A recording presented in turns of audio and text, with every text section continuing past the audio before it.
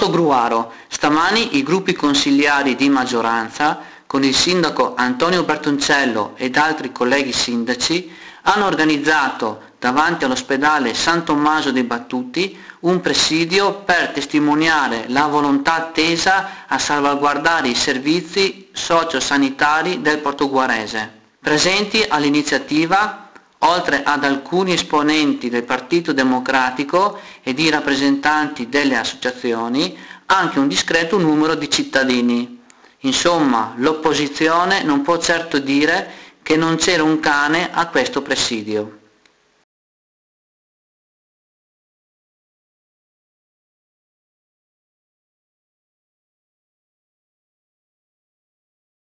Io aggiungo anch'io una cosa, ribadendo quello che ho detto in conferenza dei sindaci nell'ultima occasione.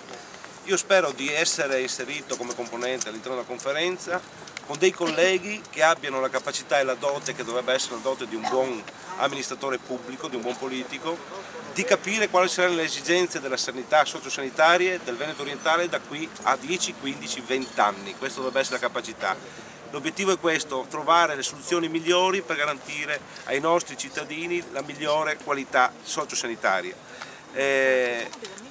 Quello che pretendiamo e che vogliamo, che abbiamo chiesto anche al nuovo Presidente della Conferenza dei Sindaci, il Sindaco di Taglio Veneto, e speriamo che si stia adoperando per questo, di avere un incontro urgente con l'assessore regionale della sanità e con il direttore Stocco, perché la pretesa che noi abbiamo è quella di poter decidere veramente a casa nostra quali sono le soluzioni migliori per il nostro territorio. Questo è quello che vogliamo.